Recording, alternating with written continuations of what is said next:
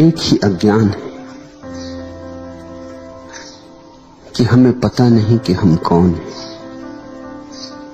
फिर सारे अज्ञान उसी एक अज्ञान से पैदा होते। एक ही बीज है, फिर तो वृक्ष बड़ा हो जाता है, फिर तो बहुत शाखाएं प्रशाखाएं होती, बहुत फूल पत्ते लगते, फल लगते, और फिर एक बीज में बहुत बीज भी लगते। वनस्पति शास्त्री कहते हैं एक छोटा सा बीज सारी पृथ्वी को हरियाली से भर देने में समर्थ है, और एक छोटे से अज्ञान के बीज ने मनुष्य को परिपूर्ण अंधकार से भर दिया है। बीज है छोटा, यह बोध नहीं है कि मैं कौन हूं, और जिसे यही बोध नहीं है कि मैं कौन हूं, फिर वो जो भी करेगा गलत ही करेगा। जहां भीतर का दिया ही न जला हो, फिर तुम्हारे कृत्य के ठीक होने की कोई संभावना नहीं। और हम सब चेष्टा करते हैं कि कृत्य ठीक हो जाए। ये ऐसे ही है जैसे कोई अंधेरे में दिया तो न जलाए और ठीक ठीक चलने का अभ्यास करे, ताकि अंधेरे में मैं बिना गिरे चल सकूं, बिना टकराए चल सकूं, दीवालों से सिर न फूटे, जब चाहिए तब दरवाजा मिल जाए। काश जिंदगी स्थिर होती तो यह संभव हो जाता। काश ऐसा होता कि तुम एक ही मकान में सदा रहते, एक ही कक्ष में सदा रहते, तो धीरे धीरे अभ्यास हो जाता। धीरे धीरे तुम जानने लगते बिना दिए के जलाए द्वार कहां है, दीवार कहां है। जानने लगते टेबल कहां रखी, कुर्सी कहां रखी। जानने लगते किस दिशा में जाएं, किस दिशा में ना जाएं। तो दिए की भी जरूरत न थी। लेकिन जिंदगी रोज बदल जाती, ये अड़चन है। ये जिंदगी का मकान परिवर्तनशील है। यहां एक क्षण को भी कुछ स्थिर नहीं है। यहां सब धारा है, यहां सब बह रहा है, यहां सब बदल रहा है। इसलिए कल तुमने जो तय किया था वो आज काम नहीं आता। आज जो तुम अनुभव करोगे वो कल काम में नहीं आएगा। दिया तो जलाना ही होगा। ये जिंदगी के सरित प्रवाह में केवल अभ्यास कर लेने से कृत्यों का कोई परिणाम होने वाला नहीं है, बल्कि खतरा होता है। ऐसा सोचो कि कमरा रोज बदल जाता हो, रात तुम सोए कमरा घूम जाता हो, जहां दरवाजा था दीवार आ जाती हो, जहां दीवार हो दरवाजा आ जाता हो। कल तुमने अभ्यास कर लिया था, निश्चिंत होकर सोए थे कि अब तो सब पता हो गया, अब दोबारा सिर न टकराएगा, अब चोट ना खाऊंगा, अब तो जब निकलना होगा बाहर तो निकल जाऊंगा, अब तो मैं जानता हूं। कल तुम निश्चिंत होकर सो गए थे, लेकिन रात सारा मकान बदल गया। तुम्हारा ज्ञान सहयोगी न होगा और बाधा पड़ेगा, क्योंकि तुम निश्चिंत हो कि अब मैं जानता हूं। अब तुम एकदम से दीवार से टकरा जाओगे। वहां कल दरवाजा था, आज वहां दरवाजा नहीं। इसलिए जिसको हम तथाकथित अनुभवी आदमी कहते हैं वो और भी गड्ढों में गिरता है। बच्चे तो थोड़ा संभल के भी चले, अनुभवी संभल के नहीं चलता, क्योंकि अनुभवी को ख्याल है कि मैं तो जानता ही हूं। जानना तो सिर्फ एक है जगत में कि मैं कौन हूं, उससे ही भीतर का दिया जलता है और तुम्हारा सारा जीवन, तुम्हारे सारे कृत्य रोशन हो जाते। और दिया फिर ऐसा है कि मकान बदलता रहे बदलता रहे। जब दिया जल रहा है तो द्वार जहां होगा दिखाई पड़ जाए। यही नीति और धर्म का भेद है। नीति सिखाती है क्या करो, नीति अभ्यास करवाती है शुभ का, शिव का। बुरा छोड़ो, बुरे की आदत न डालो, भले की आदत डालो।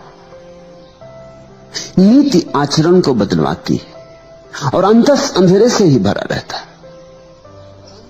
तो आचरण तो अच्छा भी हो जाता है तो भी क्या परिणाम होता है। बुरे आदमी उन्हीं गड्ढों में तड़फ रहे हैं जिनमें भले आदमी तरफ रहे हैं। कोई फर्क नहीं।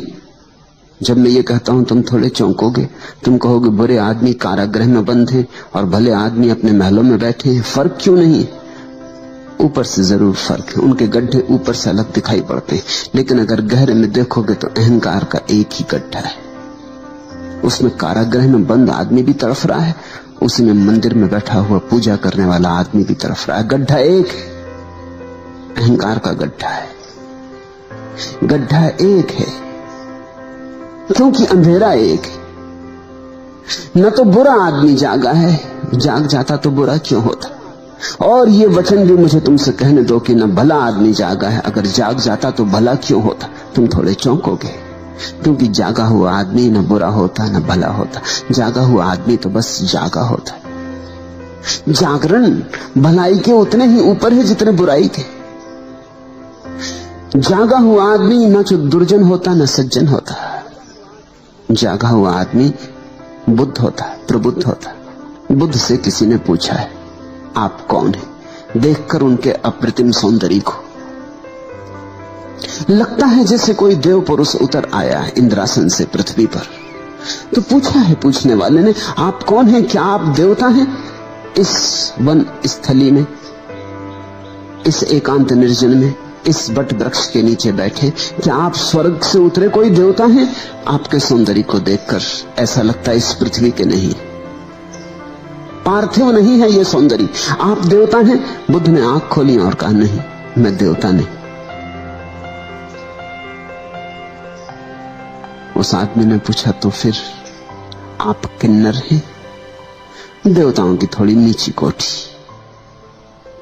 जो दरबार में देवताओं के संगीतज्ञ हैं, आप वे हैं? बुद्ध ने कहा नहीं, वह भी नहीं। तो पूछा उस आदमी ने, आप चक्रवर्ती सम्राट हैं, इस पृथ्वी के सबसे बड़े राजा हैं? बुद्ध ने कहा नहीं, वह भी नहीं। तो आप कौन हैं? मनुष्य तो होंगे कम से कम, उस आदमी ने पूछा। और बुद्ध ने कहा कि नहीं, मनुष्य भी नहीं। तब तो वो आदमी जरूर अवाक रह गया होगा कि आदमी होश में है या बेहोश, पागल है। देवता नहीं चलो न सही, चक्रवर्ती सम्राट न सही, न सही, मगर कम से कम मनुष्य, इसको भी इंकार करते हो। तो उस आदमी ने पूछा फिर आप कौन हैं? बुद्ध ने कहा मैं बुद्ध हूं, मैं जागा हुआ। और जागा हुआ सिर्फ जागा हुआ होता है, उसकी और कोई सीमा नहीं होती, उसकी और कोई परिभाषा नहीं होती। भीतर का दिया जल जाता है तो तुम रोशन हो जाते, तुम जागे हुए हो जाते। जागे हुए से बुराई तो होती ही नहीं, हो ही नहीं सकती।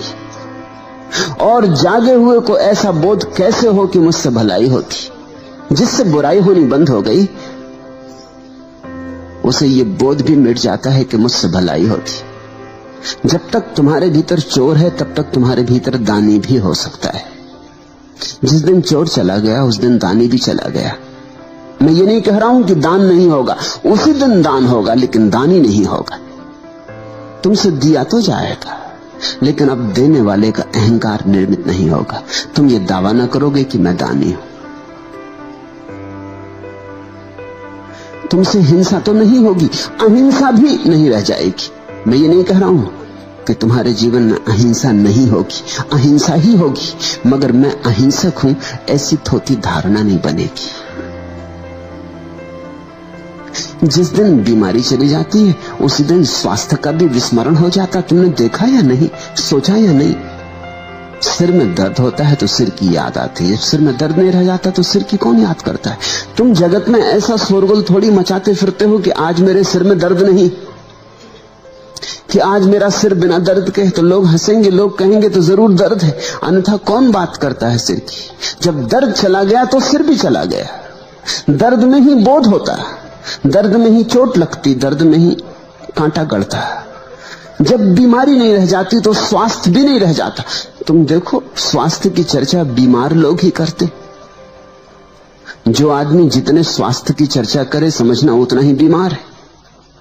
बीमार आदमी प्राकृतिक चिकित्सा की किताबें पढ़ते हैं और स्वास्थ्य के संबंध में बड़े जानकार हो जाते। बीमार आदमी स्वास्थ्य की खोज में लगे रहते हैं कि स्वास्थ्य क्या है, कैसे बनाना, कैसे नहीं बनाना, स्वास्थ्य का अर्थ क्या। स्वास्थ्य नहीं है, इसलिए स्वास्थ्य क्या है इसकी खोज है। बीमारी ना हो तो बीमारी की छाया, वो जो स्वास्थ्य का विचार था वो भी खो जाए। परम स्वस्थ आदमी का लक्षण होता है कि उसे अपने शरीर का पता ही नहीं होता। विदेह अवस्था है परम स्वास्थ्य। उसे पता ही नहीं होता कि शरीर है। तुम्हें पता है पैर का, जब तक पैर सो नहीं गया तब तक पता नहीं चलेगा। जब पैर सो जाएगा और झुनझुनी चढ़ेगी तब पता चलेगा। पैर में कांटा लगेगा तो पैर का पता चलेगा, सिर में दर्द होगा तो सिर का पता चलेगा। संस्कृत में दुख और ज्ञान के लिए एक ही शब्द है, वेदना। वेद का अर्थ ज्ञान होता है, विद का अर्थ जानने वाला होता है। बड़ा अनूठा शब्द है वेदना। दुनिया की किसी भाषा में ऐसा शब्द नहीं। संस्कृत के पास कुछ शब्द हैं जो दुनिया की किसी भाषा में नहीं हो नहीं सकते, क्योंकि जिन्होंने वे शब्द निर्मित किए उन्होंने बड़ी अनुभूति से उन्हें रचा है। वेदना का अर्थ होता है जानना और वेदना का अर्थ होता है दुख। जब दुख होता है तभी ज्ञान बनता है, दुख का ही ज्ञान होता है। इसलिए वेदना के दो अर्थ हैं, बड़े भिन्न अर्थ हैं, दोनों में कोई संबंध नहीं दिखाई पड़ता, कहां ज्ञान और कहां दुख। लेकिन दुख के अतिरिक्त कोई ज्ञान ही नहीं। जब दुख चला गया तो ज्ञान भी चला गया। तब एक परम शांति, एक निर्मल शांति, जहां न दुर्जन है न सज्जन, न पापी है न पुण्यात्मा, न नास्तिक है न आस्तिक। हिंसा गई, अहिंसा गई, नीति गई, अनीति गई, झूठ गया, सच गया, वे द्वंद गए, निर्द्वंद हुए। इस निर्द्वंद दशा का नाम धर्म है।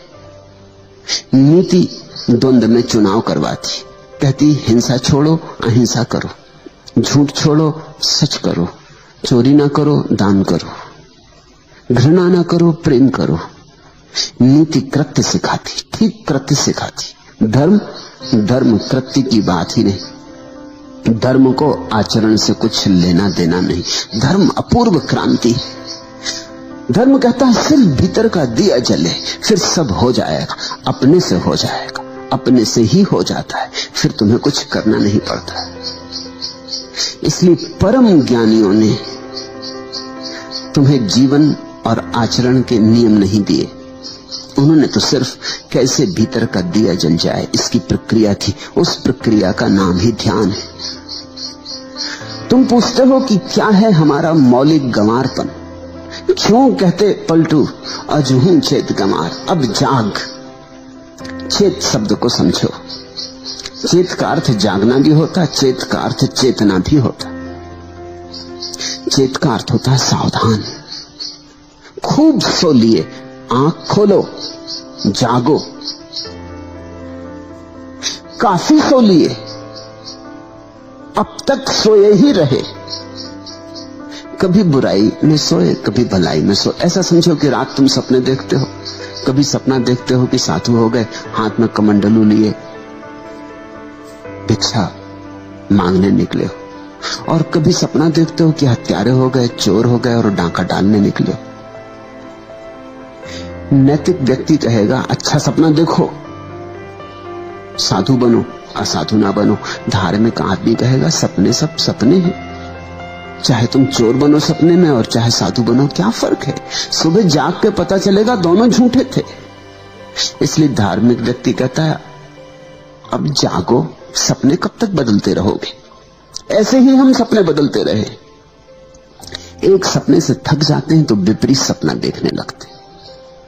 रोज हो रहा है ऐसा। जब तक मन की इस अवस्था को तुम ठीक से ख्याल में न लोगे, जागोगे नहीं। एक आदमी बहुत भोजन करता है तो ऊब जाता है, फिर भोजन से कष्ट होने लगता है, सुख तो मिलता नहीं, बहुत करने से कष्ट होने लगता है। जब कष्ट होने लगता है तो उपवास की सोचने लगता है। एक अति से दूसरी अति पर चले। जब कष्ट बहुत होने लगा तो आदमी सोचता है उपवास कर लूं। और मेरे अनुभव में ऐसा आया कि भोजन कम करना ज्यादा कठिन है, भोजन न करना ज्यादा आसान है। मैंने अनेक लोगों को देखा, उनसे अगर कहो कि थोड़ा सम्यक भोजन करो, इतना मत करो, आधा कर दो, वो कहते हैं ये कठिन है। आप कहो तो बिल्कुल बंद कर दें। अति पर जाना मन को आसान है, मध्य में आना मन को कठिन है। निश्चित ही जब खूब दुख भोग लिया, ज्यादा भोजन करके पेट में दर्द है और सिर भारी है और दिल में आलस्य छाया रहता और प्रतिभा में निखार नहीं रह गया, सब धुंधला धुंधला हो गया, अंधेरा अंधेरा, और शरीर बेढब हुआ जाता, शरीर सौंदर्य खोए देता है। और जिंदगी एक बोझ रूप मालूम होने लगी तो तुम जल्दी से उपवास का सोचने लगते हैं। चले उर्ली कांचन, उपवास कर ले, और तुम्हें उपवास करवाने वाले मिल जाते। मगर तुम्हारे जीवन की दशा को कोई नहीं समझता कि अड़चन कहां है। तुम उपवास कर लोगे कितने दिन? कोई जीवन भर उपवास कर सकता है? 10-5 दिन उपवास करके घर आओगे, फिर अति पर पहुंच जाओगे, क्योंकि 10-5 दिन जब उपवास किया तो भोजन ही भोजन का सोचोगे, और करोगे क्या? उपवासी आदमी भोजन ही भोजन की सोचता है, और कुछ सोचते ही नहीं। उसके चित्त में एक ही धारा बहती, भोजन भोजन। वो बड़ी योजनाएं बनाता है। देखते ना जैनों के पर्युषण के बाद सोहन इधर बैठी, उससे पूछना, वो अठई करती रही, 8 दिन क्या सोचती रही? वो 9वें दिन की बात सोचेगी। 9वां दिन आता है, अभी आया ही जाता है। पर्युषण जैनों के खत्म होते हैं, देखते एकदम सब्जी बाजार में दाम बढ़ जाते सब्जियों के। 8-10 दिन किसी तरह रोक लिया है, बलपूर्वक, हिंसात्मक ढंग से, क्योंकि हिंसा है उपवास। ज्यादा खाना तो हिंसा है ही, उपवास भी हिंसा है। ज्यादा खाने में भी तुम शरीर को सताते हो, इसलिए हिंसा है, और कम खा के भी शरीर को सताते हो, इसलिए हिंसा है। सताते तुम दोनों हालत में हो। तुम्हारी दुष्टता जाती नहीं। कभी धर्म के नाम पर सताते हो, कभी अधर्म के नाम पर सताते हो, मगर सताते तुम निश्चित हो। 8-10 दिन सता लिया, आशा में कि स्वर्ग मिलेगा, लोभ में किसी तरह बांध के 8-10 दिन गुजार लिए। इसलिए जब जैन उपवास करते हैं तो मंदिर में रहते हैं ज्यादा समय, क्योंकि वहां आसानी पड़ती। वहां और भी उन्हीं जैसे दुष्ट अपने को सताए हुए बैठे, उनको देखकर राहत मिलती कि हम कोई अकेले नहीं, नाव में और बुद्धू भी सवार है। अकेले होने में आदमी को शंका होने लगती, संदेह होने लगता है कि पता नहीं मैं ये क्या कर रहा हूं। उपवासी आदमी को रेस्तरां में जाकर बिठा दो तो उससे बड़ी अड़चन होगी, क्योंकि सब लोग भोजन कर रहे हैं, गुलछर्रे उड़ा रहे हैं, चर्चा कर रहे हैं, भोजन की सुगंधियां उठ रही हैं, नासापुटों को उत्तेजित कर रही हैं, भूख को जगा रही हैं। उपवासी आदमी रेस्तरां में जाकर नहीं बैठता, मंदिर जाता है। वहां भोजन से दुनिया बिल्कुल दूर है। वहां ना भोजन की गंध उठती, ना कोई भोजन करता, ना कोई भोजन लाता। और जितने बैठे हैं वो भी ऐसे उदास मुर्दा, वो भी ऐसी अपने को सताए हुए। वहां आसानी, फिर वहां धर्म चर्चा चल रही। धर्म चर्चा का कुल अर्थ इतना होता है कि यहां तुम जो कर रहे हो इसका बड़ा फल तुम्हें स्वर्ग में मिलेगा, मोक्ष मिलेगा, परम धाम मिलेगा, वहां परम ऐश्वर्य, सुख ही सुख, कल्प वृक्ष। तो बैठा उपवासी आदमी सोचता है कि थोड़े दिन की बात और है, फिर तो कल्प वृक्ष के नीचे बैठेंगे और जो भी चाहिए वो प्राप्त कर लेंगे। जैसा चाहिए तब चाहिए उसी क्षण मिलेगा। ऐसे किसी दिन 10-5 दिन धर्म चर्चा सुन के लोभ का विस्तार करके गुजार दिए, फिर इसके बाद तुम एकदम भोजन पे टूटते हो। वो जो 10 दिन का है उसका बदला लोगे ना, उसका बदला कहां जाएगा? वो तो लेना ही पड़ेगा। अब मन 10 दिन भूखा रह रह के उब गया। अब मन कहता है ठीक से खा लो, अब तो ठीक से खा लो, अब 2-4 दिन तो बिल्कुल स्वतंत्रता दे दो। तो जितना उपवास में वजन गिरता है उसके 5-7 दिन के भीतर उतना वजन वापस बढ़ जाता है, थोड़ा ज्यादा ही बढ़ जाएगा, क्योंकि उपवास भूख को भी जगा देता है और शरीर को राजी कर देता है ज्यादा पचाने के लिए। तो शरीर झपट्टा मार देता है, जल्दी पचाने लगता है, जल्दी खाने लगता है, पाचक रस जल्दी छूटते हैं, ज्यादा छूटते हैं। तो तुम देखोगे उपवास में वजन गिर जाएगा, 2-4 दिन में वजन फिर उतना ही हो जाएगा, थोड़ा ज्यादा भला हो जाए, कम तो नहीं होने वाला। फिर तुम सोचने लगोगे कुछ महीनों के बाद उपवास कर ले। ऐसा मनुष्य का द्वंद्व है। स्त्रियों के पीछे भागते भागते परेशान हो गए, एक दिन तय करते हुए स्त्रियों को छोड़कर जंगल भाग जाए। ये स्त्री नरक का द्वार है। या पुरुषों के पीछे बहुत ज्यादा सिर फोड़ा फाड़ी हो गई है, सब देख लिया संसार, कुछ रस नहीं पाया, अब सोचते हैं कि अब छोड़ छाड़ दें, इस सब से हट जाएं। मगर अति से दूसरी अति। तो नीति तुम्हें एक अति से दूसरी अति पर ले जाती, क्रांति नहीं हो पाती। अति से मुक्ति में क्रांति है, मध्य में खड़े हो जाने में क्रांति है, संतुलन में क्रांति है, सम्यक्त्व क्रांति है। सम्यक्त्व शब्द को समझो, उसका मतलब है समतुल्य। ठीक बीच में आ गए, जैसे तराजू के दोनों पल्ले बराबर हो जाते हैं और कांटा बीच में आ जाता है।